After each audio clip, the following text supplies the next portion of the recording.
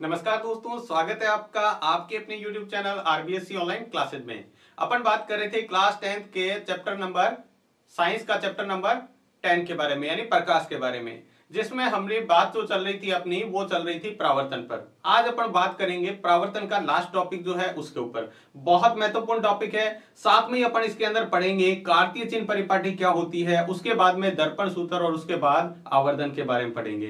ध्यान रखना, इसके ऊपर बहुत सारे न्यूमेरिकल भी आपके पूछे जाते हैं, तो आज का वीडियो आपके लिए बहुत इंपॉर्टेंट होने वाला है। तो वीडियो पूरा ध्यान से देखिएगा और एक एक चीज को अच्छी तरह समझिएगा, ताकि हम इसके जो न्यूमेरिकल अंकित जो पर्सन आपके एग्जाम के अंदर आते हैं उसको आसानी से हल कर पाए। तो सबसे पहले देखते हैं कार्तीय चिन्ह परिपाटी क्या होती है। जो चिन्ह परिपाटी है या कार्तीय चिन्ह परिपाटी है ये क्या होती है, इसको समझते हैं।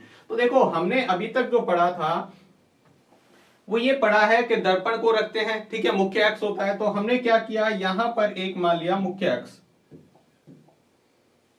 ये हमारा है मुख्य अक्ष, ठीक है। इसको हम क्या कहेंगे, इसको कहेंगे मुख्य अक्ष।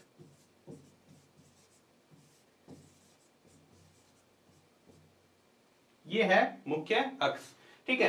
अब इस मुख्य अक्ष के ऊपर अपन बनाते हैं दर्पण। तो दर्पण आप एक बार कोई सा भी बना सकते हैं। हम यहाँ पे दोनों ही दर्पण काम में ले सकते हैं, ये दोनों ही दर्पण है हमारे, ठीक है। अगर आप इसको इधर रख दो, इधर रख दो। अभी अपन ये ले रहे हैं वो है अवतल दर्पण, अंदर की ओर मुड़ा हुआ है, इसलिए अपन इसको क्या कहेंगे, अवतल दर्पण। ध्यान रखना, ये कौन सा बिंदु है, ये इसका कहलाता है P यानी ध्रुव। ये क्या कहलाता है, ध्रुव। अब यहां पर आपको जो जो चीजें समझनी है अच्छी तरह समझिएगा। हमेशा और हमेशा ये दर्पण से ये कौन सा भाग है, ये है इसका बायां भाग, ये बाईं दिशा है, और ये इसका है दायां भाग, ठीक है।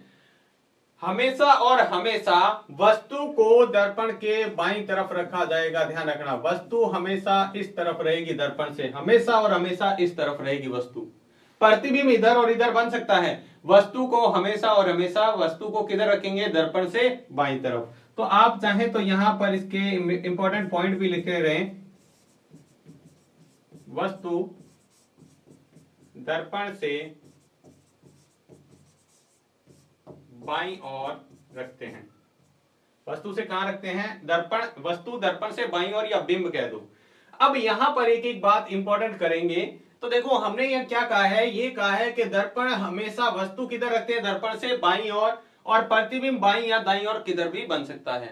एक हमने ये चीज सीख रखी है, संख्या रेखा के बारे में आप जानते होंगे, या ग्राफ के बारे में। ये बीच का बिंदु होता है 0, इधर की जो संख्या होती है 0 से इधर, वो संख्या होती है माइनस के अंदर, और 0 से इधर जो भी संख्या होती है वो होती है प्लस के अंदर। तो यहां भी ये जो मूल बिंदु है, इस P को क्या मानते हैं, ध्रुव को ही मूल बिंदु कहते हैं। यहां पर अपना क्या है, मूल बिंदु, और मूल बिंदु से इधर की दूरी क्या होगी, माइनस के अंदर। तो दर्पण से बाईं ओर की जो दूरी है, दर्पण से बाईं ओर की दूरी वो हमेशा और हमेशा माइनस में होती है, ऋणात्मक होती है। दर्पण से बाईं ओर की दूरी हमेशा और हमेशा क्या होती है, ऋणात्मक होती है। क्या होती है, ऋणात्मक। और इस दर्पण से दाईं ओर की दूरी है वो होती है धनात्मक। वो क्या होती है, धनात्मक। तो हम यहां दो लाइनें लिख सकते हैं। पहला ये है, दर्पण के बाईं ओर की दूरी, दर्पण के बाईं ओर की दूरी क्या होती है, वो होती है ऋणात्मक, और दर्पण के दाईं ओर की दूरी क्या होती है, धनात्मक। अच्छी तरह याद रखना, ये हमारे जो अंकित पर्सन करेंगे उसके अंदर अच्छी तरह काम आएगा। तो एक चीज तो हमें समझ में आ गई कि बाईं ओर वस्तु रखी हुई है, तो हमेशा वस्तु की दूरी है दर्पण से वो हमेशा और हमेशा ऋणात्मक रहेगी। वो क्या रहेगी, ऋणात्मक रहेगी। इसके बाद में कहते हैं मुख्य अक्ष से ऊपर की ओर जो अपन ऊंचाई लेते हैं, मुख्य अक्ष के लंबवत ऊपर की ओर ऊंचाई, ठीक है। ऊपर की ओर अगर वस्तु ऊंचाई है तो वो होती है धनात्मक, और नीचे की तरफ अगर ऊंचाई है उसकी, यानी मुख्य अक्ष से नीचे की तरफ, तो वो होती है ऋणात्मक। देखो, हमने क्या कहा है, मुख्य अक्ष के ऊपर की ओर ऊंचाई, ऊपर की ओर ऊंचाई है वो होती है धनात्मक, ठीक है। और नीचे की ओर ऊंचाई,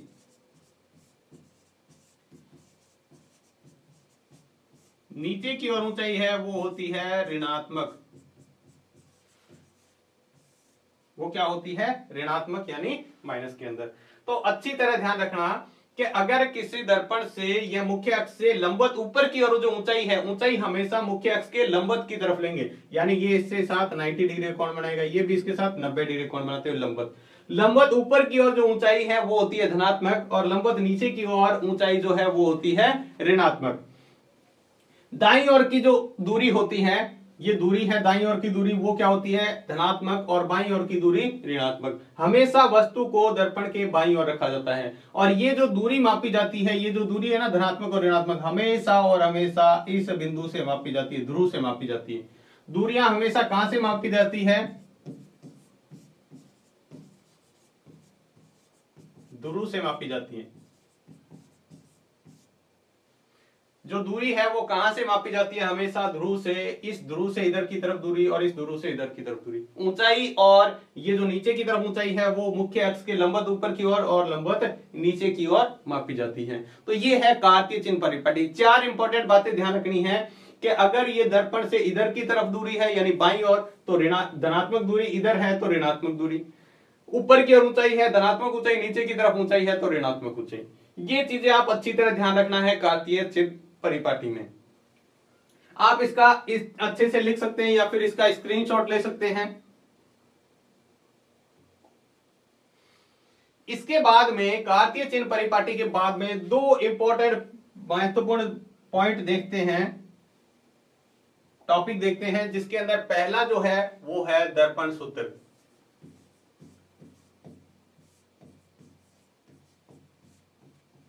ध्यान रखना बहुत महत्वपूर्ण है ये, ठीक है। दर्पण सूत्र, दर्पण सूत्र किसे कहते हैं, देखो दर्पण सूत्र बिल्कुल सिंपल सा होता है, 1/f बराबर 1/v प्लस 1/u। ये हमारा है दर्पण सूत्र, बहुत ही सिंपल सा। 1/f बराबर 1/v और 1/u, ठीक है। यहां पर हम लिख लेते हैं f का मतलब क्या है, u का मतलब क्या है और v का मतलब क्या है। तीनों चीजें देखते हैं तभी अपन ये कर पाएंगे। f का मतलब अपन पहले ही पढ़ चुके हैं, f का मतलब क्या होता है, फोकस दूरी।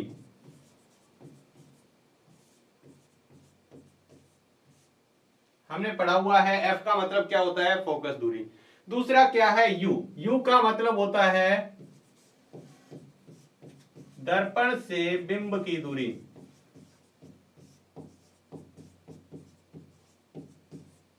दर्पण से बिंब की दूरी, और ये है दर्पण से प्रतिबिंब की दूरी।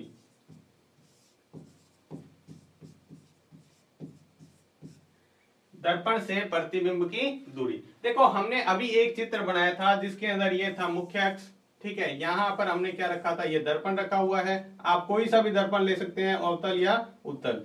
हमने क्या कहा था अभी, इस दर्पण के ये जो बिंदु है ये है इसका P यानी ध्रुव। उसके बाद में हमने ये कहा है कि इसके अगर मान लो वस्तु यहां पर है, ये हमारी क्या है, वस्तु है या बिंब है। वस्तु से बिंब की यहां तक की जो दूरी है ये कहलाती है u। ये क्या कहलाती है, u कहलाती है। अगर मान लो इसका प्रतिबिंब यहां बन रहा है तो ये प्रतिबिंब की जो दूरी है वो कहलाती है v। और f का मतलब आपको पता ही है, ये है इसका मुख्य फोकस जिसको f कहते हैं। समझ में आ गया। वस्तु की दर्पण से जो दूरी होती है या बिंब की दर्पण से दूरी होती है वो होती है u, यानी कितनी दूरी से दर्पण से कोई वस्तु रखी हुई है। यहां मान लो दर्पण है और ये मान लो वस्तु है, तो मान लो इसके बीच की दूरी कितनी है, 50 सेंटीमीटर है, तो ये दर्पण से वस्तु की, ये भी वस्तु है, और इसके प्रतिबिंब जो बन रहा है उसकी इस दर्पण से दूरी कितनी है, इधर है या इधर है, उसको कहते हैं v। उसको क्या कहते हैं, v कहते हैं। अब यहां पे सवाल आता है, आपसे पूछ ले दर्पण सूत्र किसे कहते हैं, अगर परिभाषा पूछ ले दर्पण सूत्र किसे कहते हैं, तो बहुत ही आसान सी परिभाषा बनती है। देखो क्या कहते हैं, f को कहते हैं फोकस दूरी। फोकस दूरी तथा दर्पण से प्रतिबिंब की दूरी और दर्पण से वस्तु की दूरी के संबंध को दर्पण सूत्र कहते हैं। किसको, ये है फोकस दूरी, ये है दर्पण की प्रतिबिंब से दूरी। v का मतलब होता है प्रतिबिंब और u का मतलब होता है वस्तु से दर्पण की दूरी। तो इन तीनों के आपस में संबंध को क्या कहते हैं, इनको कहते हैं दर्पण सूत्र कहते हैं। अच्छे से याद रखना, ये सूत्र बहुत काम आएगा अभी जब अपन सवाल करेंगे इसका। इसके बाद में दूसरी इंपॉर्टेंट परिभाषा है, वो है आवर्धन। क्या है? आवर्धन।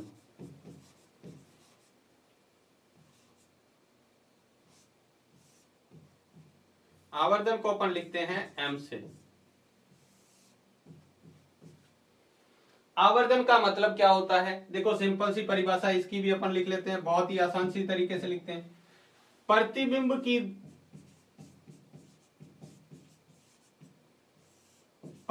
की ऊंचाई, जिसको अपन लिखते हैं प्रतिबिंब की ऊंचाई को h डैश, तथा बिंब की ऊंचाई यानी वस्तु की ऊंचाई, ऊंचाई के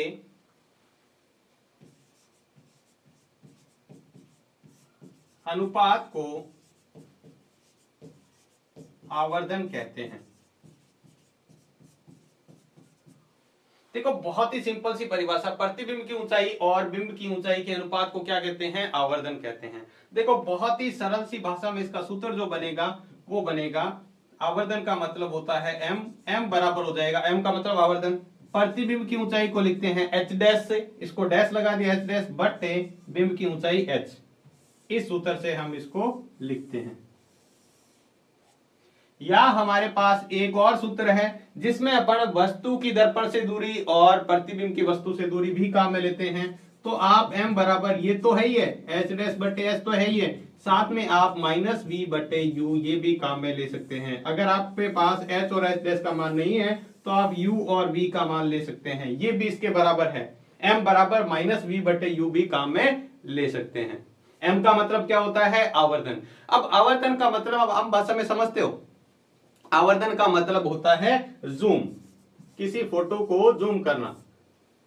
किसी फोटो को अपन मोबाइल के अंदर जब क्लिक करते हैं, कोई फोटो खींचते हैं, उसके बाद अपन जूम जो करके देखते हैं या उसको उस साइज से छोटा कर दो, वही होता है आवर्धन। आवर्धन का मतलब कोई चित्र कितना गुना बड़ा कर दिया गया है या कितना गुना छोटा कर दिया गया है। जूम को ही हिंदी में अपन क्या कहते हैं? आवर्धन कहते हैं। क्या परिभाषा इसकी? बहुत ही सिंपल सी परिभाषा है, प्रतिबिंब की ऊंचाई और बिंब की ऊंचाई के अनुपात को क्या कहते हैं? आवर्धन कहते हैं। m बराबर h डैश मतलब प्रतिबिंब की ऊंचाई, h मतलब होता है बिंब की ऊंचाई यानी वस्तु की ऊंचाई। इनके अनुपात को क्या कहते हैं? इसके अनुपात को ही कहते हैं आवर्धन कहते हैं। क्या कहते हैं? आवर्धन कहते हैं। तो आपको ये अच्छे से समझ में आ गया होगा दर्पण सूत्र क्या है और आवर्धन का मतलब क्या है। दर्पण सूत्र होता है 1/f बराबर 1/v। देखो क्या आपको ये सूत्र इस तरह से भी लिखा हुआ मिल सकता है, 1/f बराबर 1/u प्लस 1/v।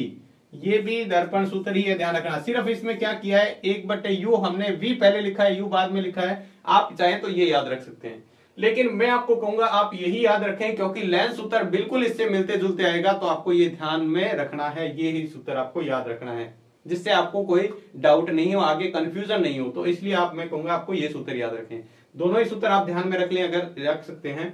तो ये है हमारा आवर्धन क्या होता है और दर्पण सूत्र क्या होता है। अब थोड़ी सी बात और करते हैं आवर्धन के बारे में। जो आवर्धन है,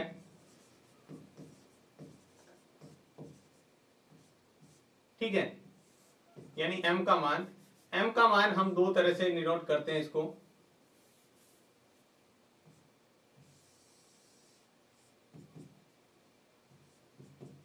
एक होता है धनात्मक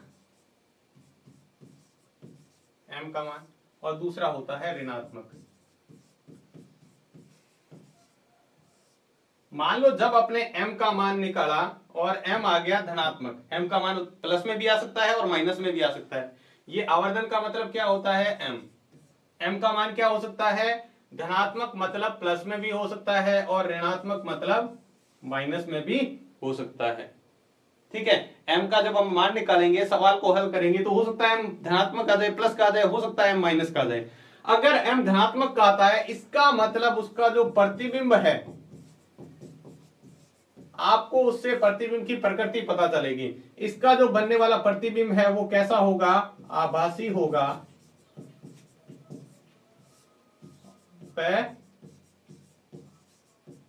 सीधा होगा, आभासी होगा और सीधा होगा। जबकि ऋणात्मक आ जाए तो इसका प्रतिबिंब कैसा होगा, तो इसका प्रतिबिंब होगा वास्तविक व उल्टा। देखो m का मान प्लस माइनस में आने से आपको प्रतिबिंब की प्रकृति पता चलेगी कि प्रतिबिंब कौन सी प्रकृति का है। तो प्रतिबिंब की प्रकृति ये है कि अगर उसका मान प्लस के अंदर आ जाता है, m का मान प्लस में आता है, इसका मतलब प्रतिबिंब होगा आभासी होगा और सीधा बनेगा। जबकि m का मान माइनस में आ जाता है, इसका मतलब प्रतिबिंब वास्तविक होगा और उल्टा होगा। ये आपको अच्छी तरह ध्यान में रखना है। इसके बाद में m की एक और बात ध्यान रखनी है, वो क्या है, मैं यहां पर m लिख देता हूं। m का मतलब क्या है, आवर्धन। m का मतलब क्या है, आवर्धन।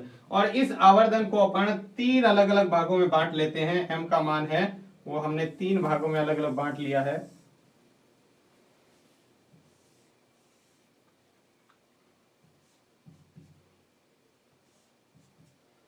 तीन तरह से हमने m के मान को बांट लिया है। 3 तरह कौन कौन से हैं, देखो। पहला है कि अगर m का मान हो 1 से छोटा हो, m का मान क्या हो, 1 से छोटा। दूसरा है m 1 के बराबर आ जाए, m का मान 1 आ जाए। और तीसरा है m का मान बड़ा हो 1 से। m के 3 मान आ सकते हैं अपने पास। सवाल को हल करेंगे तो हो सकता है m का मान 1 से छोटा हो, ठीक है। प्लस माइनस की बात नहीं कर रहे हैं आप, चाहे प्लस में हो चाहे माइनस में हो, ठीक है। प्लस माइनस आपको पहले क्लियर कर देगा कि चित्र जो बन रहा है, जो प्रतिबिंब बन रहा है, वो धनात्मक है या ऋणात्मक है। अब आपको ये पता चल गया, तब आप ये देखेंगे अगर m का मान 1 से छोटा आ रहा है तो इसका जो बनने वाला प्रतिबिंब है, जो प्रतिबिंब है वो वस्तु से क्या होगा, प्रतिबिंब की बात कर रहे हैं, छोटा प्रतिबिंब बनेगा।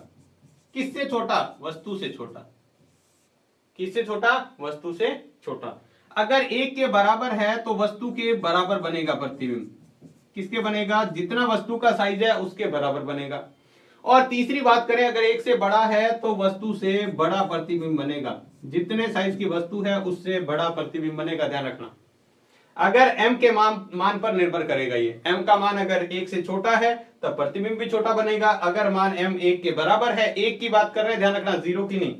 अगर 1 के बराबर है तो प्रतिबिंब भी वस्तु, जितनी साइज की वस्तु है उतनी साइज का बनेगा। और अगर m का मान 1 से बड़ा है, कुछ भी आ जाए, 1.1 आ जाए, 1.2, कुछ भी आ जाए, 2 आ जाए, 4 आ जाए, 5 आ जाए, तो उतना बड़ा बनेगा, ठीक है। तो ये चीजें आपको अच्छी तरह ध्यान रखनी है दोनों। एक तो आवर्धन, m का मान धनात्मक और ऋणात्मक आने से अपने को प्रतिबिंब की प्रकृति पता चलेगी। और m का मान 1 की तुलना करेंगे, अगर 1 से छोटा है, m का मान 1 के बराबर है या 1 से बड़ा है, तो अगर छोटा है तो प्रतिबिंब वस्तु से छोटा बनेगा, 1 के बराबर है तो वस्तु का प्रतिबिंब भी 1 के बराबर बनेगा, और अगर 1 से बड़ा है तो प्रतिबिंब वस्तु से बड़ा बनेगा। दोबारा से अगर आपको u और v क्लियर नहीं हुआ है तो ये अच्छी तरह समझ लीजिएगा यहाँ पे, क्योंकि u और v बहुत इंपॉर्टेंट है। नेक्स्ट टॉपिक जो अपन स्टार्ट करेंगे अभी जो सवाल, वो इसी के ऊपर निर्भर करता है। u का मतलब होता है कोई भी वस्तु दर्पण से कितनी दूरी पर रखी हुई है। ये मान लो दर्पण है, ये मान लो बोर्ड आपका एक दर्पण है, तो दर्पण से मान लो मैं यहां से इससे 50 मीटर की दूरी पर या 50 सेंटीमीटर की दूरी पर खड़ा हुआ हूं, ठीक है। इस दर्पण से मान लो ये वस्तु है, इस दर्पण से ये मान लो 40 सेंटीमीटर दूर है, तो u का मान हो गया 40। किसका मान, u का मान हो गया 40, और वो भी माइनस के अंदर। क्यों, क्योंकि दर्पण से जो वस्तु की दूरी होती है वो हमेशा और हमेशा ऋणात्मक होती है। जो प्रतिबिंब है वो धनात्मक और ऋणात्मक हो सकता है, ठीक है। दूसरी बात करें, अब जो प्रतिबिंब बन रहा है, प्रतिबिंब अगर जो बन रहा है वो प्रतिबिंब से इस दर्पण की दूरी कितनी है। अब मान लो इसका जो प्रतिबिंब बनेगा, इसका जहां भी प्रतिबिंब बनेगा उस प्रतिबिंब से इस दर्पण की दूरी कितनी है, वो होता है v। वो क्या होता है, v होता है। प्रतिबिंब का मतलब क्या होता है, जो अपन कांच के सामने खड़े होते हैं, कांच के अंदर जो अपना फोटो दिखाई देता है उसको कहते हैं प्रतिबिंब, ठीक है। और बिंब का मतलब क्या होता है, अपन जो खड़े हैं, अपन क्या है, वस्तु है, बिंब है, जिसका प्रतिबिंब अपन अंदर देख रहे हैं। तो जो वस्तु है उसको अपन बिंब कहते हैं, और जो कांच के अंदर इसका फोटो दिखाई देगा वो क्या है, उसका प्रतिबिंब है। तो ये चीजें आपको ध्यान में रखनी है। अब u और v को बहुत ही अच्छी तरीके से क्लियर करते हुए दर्पण सूत्र का उपयोग करते हुए अपन करते हैं आगे नेक्स्ट सवाल। तो इसको आप अच्छी तरह स्क्रीनशॉट ले लीजिएगा, याद रख लीजिएगा, और साथ में दर्पण सूत्र और ये अच्छी तरह लिख लीजिएगा। ये भी आप यहां पर ध्यान रखिएगा, ये भी सूत्र आप ध्यान रखिएगा अच्छी तरह, अभी अपन सवाल करेंगे तो इसमें काम आने वाला है। तो इसके बाद देखते हैं, अब देखते हैं उदाहरण जो आपकी बुक में दे रखा है, यानी इसके सवाल देखते हैं किस तरह से आपको करने हैं। बहुत ध्यान से देखिएगा क्योंकि इस तरह के एग्जाम में आपके पूछे जाते हैं सवाल। तो देखो बहुत ज्यादा स्टूडेंट्स को इसके अंदर दिक्कत आती है, आप चैप्टर को समझ लेंगे, इसका थ्योरेटिकल पार्ट जो है वो अच्छी तरह कर लेंगे, लेकिन न्यूमेरिकल जो पार्ट है, आंकिक पर्सन है, उसमें बहुत दिक्कत आती है। तो किस तरह से करना है, बहुत ही आसान से तरीके से इसको देखिएगा, अपन करते हैं इसको हल। देखो सवाल उदाहरण नंबर 10.1 दे रखा है, किसी ऑटोमोबाइल में पीछे का दृश्य देखने के लिए उपयोग होने वाले उत्तल दर्पण की वक्रता त्रिज्या, किसकी, उत्तल दर्पण की आपको वक्रता त्रिज्या दे रखी है, ध्यान रखना 3 मीटर है। यदि एक बस इस दर्पण से 5 मीटर की दूरी पर है, क्या है, बस दर्पण से 5 मीटर की दूरी पर स्थित है, तो प्रतिबिंब की स्थिति बतानी है, कहां बन रहा है, प्रतिबिंब की प्रकृति बतानी है, और उसका आकार बताना है, किस तरह का साइज बन रहा है, उसका आकार क्या है वो आपको बताना है। तो इस तरह के सवाल में सबसे पहले जो चीजें अपने को दे रखी है वो अपन लिखेंगे समझते हुए। तो सबसे पहले आपको दे रखा है, ये देखो कई बार क्या करता है, ये उत्तल दर्पण ना देके आपको सिर्फ दे देगा पीछे का दृश्य देखने में उपयोग होने वाले दर्पण की वक्रता त्रिज्या। तो अपने को उसके उपयोग अच्छे से याद होना चाहिए कि किसी भी वाहन में पीछे का दृश्य देखने के लिए किस दर्पण का उपयोग होता है, पीछे का दृश्य देखने के लिए उत्तल दर्पण का उपयोग होता है। ठीक है, तो जो जो चीजें अपने को दे रखी है वो लिख देते हैं। तो सबसे पहले हमें दे रखा है वक्रता त्रिज्या, तो हमने लिख दिया इसकी वक्रता त्रिज्या, जिसको अपन लिखते हैं r से, कितना है, 3 मीटर। ठीक है, अब है बस इस दर्पण से 5 मीटर की दूरी पर है, यहां देखो ये दर्पण लगा हुआ है, ठीक है, ये बस है, ये इससे 5 मीटर की दूरी पर है, तो ये तो हमारी वस्तु है, बस क्या है, वस्तु है।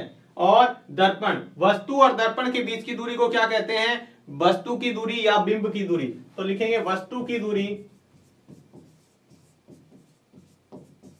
जिसको हम लिखते हैं u से, और ये हमेशा और हमेशा क्या है, u जो भी दे रखा हो, यहां पर 5 मीटर दे रखा है, लेकिन अपन -5 लिखेंगे क्योंकि इस दर्पण से इधर की जो भी दूरी होती है वो माइनस के अंदर होती है, ध्यान रखना।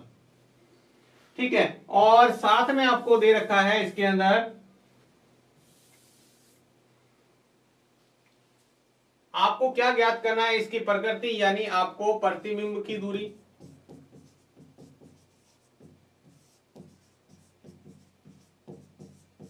यानी v आपको ज्ञात करना है, दे नहीं रखा है। ठीक है, और प्रकृति और इसका आकार बताना है, यानी m का मान भी आपको ज्ञात करना है। तो इस तरह के सवाल में अपने को जो दर्पण सूत्र है उसका काम मिलेंगे, लेकिन दर्पण सूत्र में अपने को पता है f की जरूरत पड़ती है, और हमने ये पढ़ रखा है इसका फोकस दूरी बराबर क्या होता है,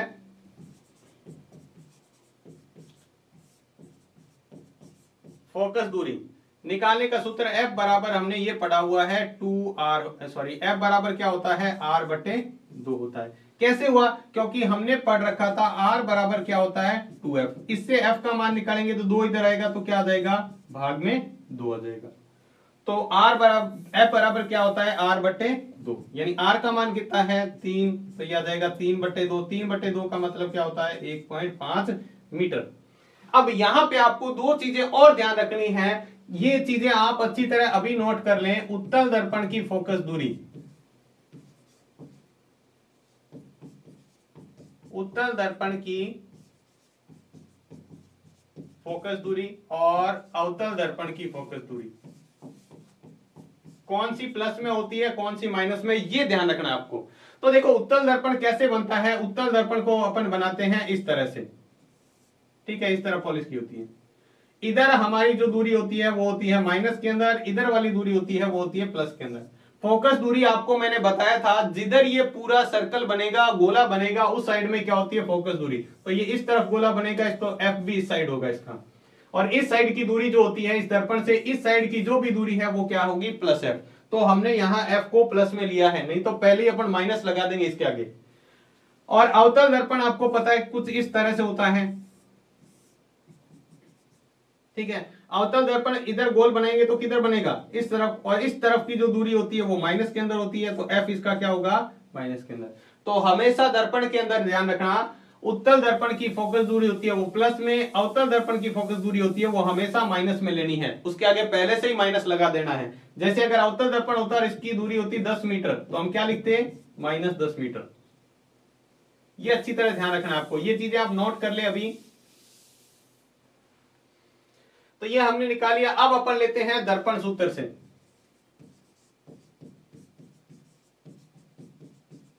दर्पण सूत्र क्या होता है, अपने को पता है 1/f बराबर 1/v प्लस 1/u। बस इसके अंदर मान रखना है और हल करना है। तो हम जो जो मान अपने को पता है वो रख देते हैं।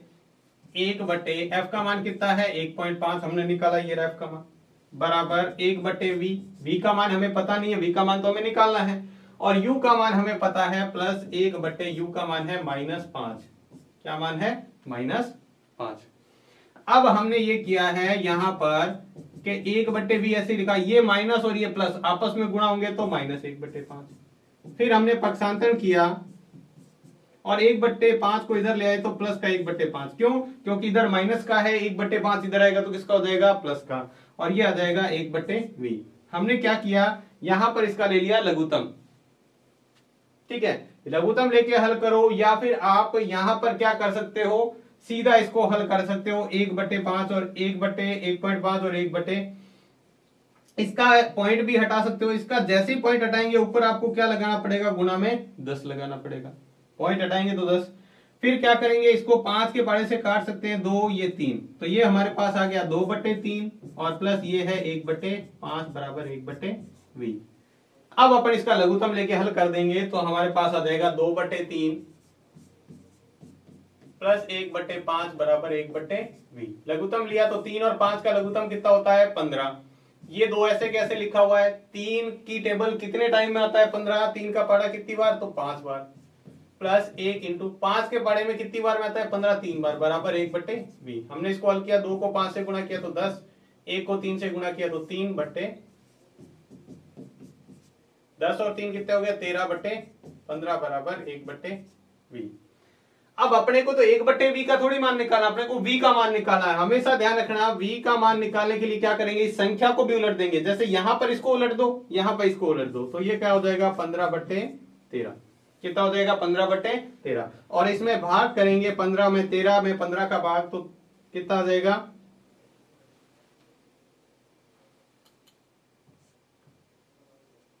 यह आ जाएगा 1। फिर बचेगा यहाँ पे, देखो 15 में 13 का भाग करना है, तो इस तरह से 15 में 13 का भाग कर देंगे, तो 13 एकम 13, कितना बचा, 2 पॉइंट लगाया 0, 13 एकम 13, कितना बचा 7, 13 पंजे 65, 1 पॉइंट कितना आ गया, 15।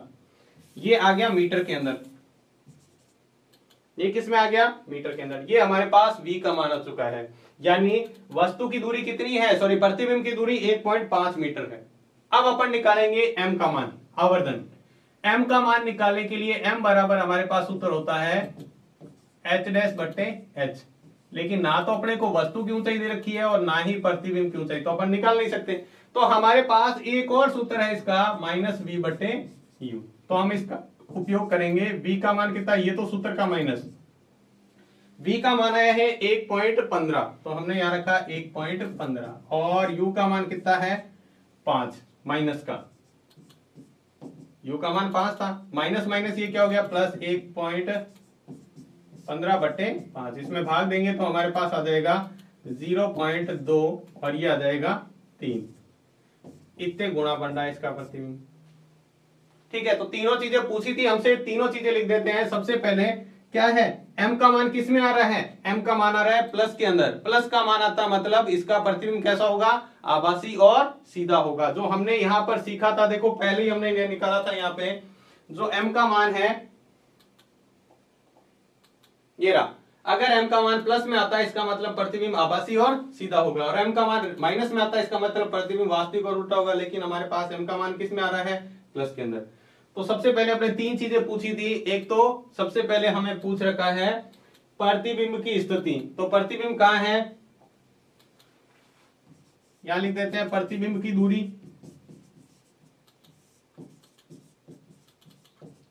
जिसको हम v कहते हैं, जो हमारे पास है 1.15 मीटर। ठीक है, प्रतिबिंब की प्रकृति,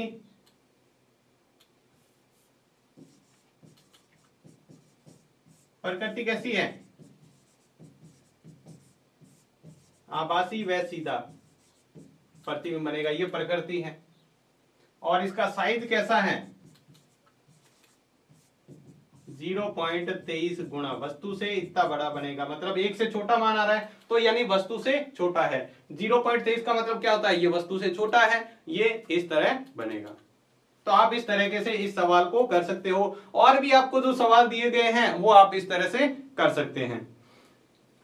तो आपको बाकी के जो उदाहरण हैं, इसका एक और उदाहरण दिया गया है, वो आपको खुद करना है। देखो हमने क्या करना है, सबसे पहले ये पता लगा लेना है वस्तु की दूरी क्या है, प्रतिबिंब की दूरी क्या है, उसकी फोकस दूरी दे रखी है तो वो लिखो, नहीं तो वक्रता त्रिज्या से फोकस दूरी निकाल लो और फिर उसको कर सकते हैं। तो ये था आज का बहुत महत्वपूर्ण वीडियो, जिसके अंदर आपने ये देखा कार्तीय चिन्ह परिपाटी क्या होता है, यानी किस तरह से अपन वस्तु की दूरी, प्रतिबिंब की दूरी, वस्तु की ऊंचाई, प्रतिबिंब की ऊंचाई किस तरह से लेते हैं। साथ में हमने दर्पण सूत्र सीखा, आवर्धन का मतलब और उसके उदाहरण किस तरह से आते हैं। बाकी के क्वेश्चन भी अपन और अभी तक न्यूमेरिकल करेंगे तो बाकी आपके सारे कॉन्सेप्ट क्लियर हो जाएंगे। तो आज की वीडियो में बस इतना ही। वीडियो आपको कैसा लगा हमें कमेंट बॉक्स में लिखकर जरूर बताएं। अगर वीडियो अच्छा लगा है तो इसको लाइक कीजिएगा और चैनल को अभी तक सब्सक्राइब नहीं किया तो चैनल को सब्सक्राइब जरूर करें। तो आज की वीडियो में बस इतना ही, धन्यवाद।